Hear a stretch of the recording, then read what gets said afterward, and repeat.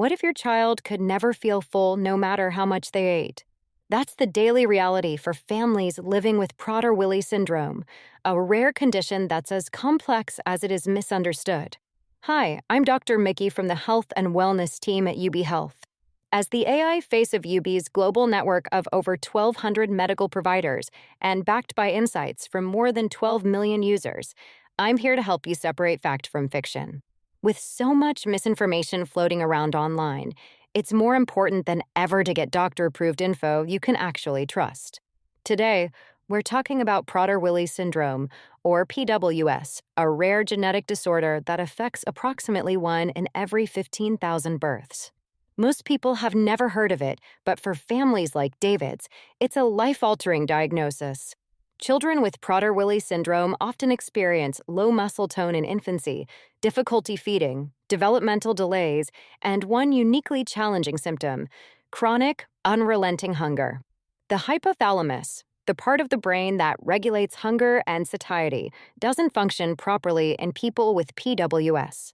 As a result, they never feel full. I remember hearing from a parent who said, "We lock every cabinet, not because we don't trust him, but because we know his body won't tell him to stop." That kind of hunger is not willpower related. It's biologically hardwired. This means that managing food access becomes part of everyday life, not just for the person with PWS, but for the entire family.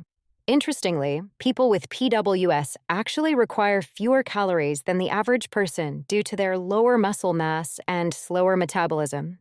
Some experts recommend that PWS patients consume about 60 to 75% of the typical daily calorie intake.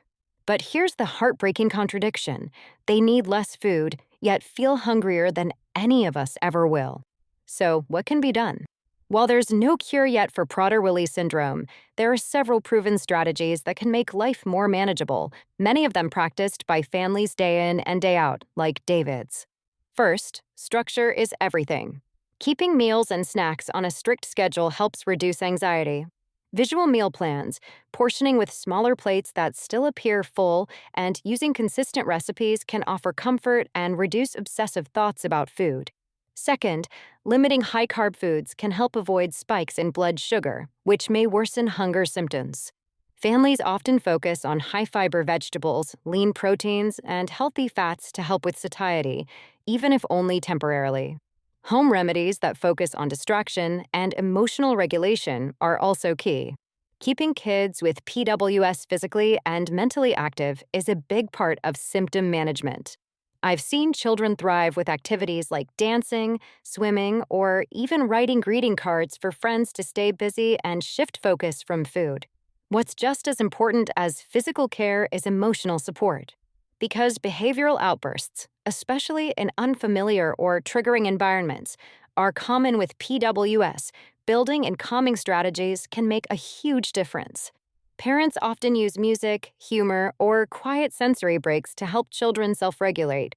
Meltdowns over small changes, like a missing bus seat or a forgotten snack, are real, but with patience and planning, they can be reduced over time. If you see a child acting out in public, take a deep breath before you judge. You may be witnessing a moment of deep emotional struggle, not bad parenting or tantrums. A more understanding, compassionate response can go a long way. Worried about your own health? Start by checking in with the UB Symptom Checker at ubhealth.com. It's medical grade, doctor-approved AI is like having a full on-call healthcare team right in your pocket. Always 100% free. And don't forget to like and follow for more doctor-approved info you can trust from UB Health.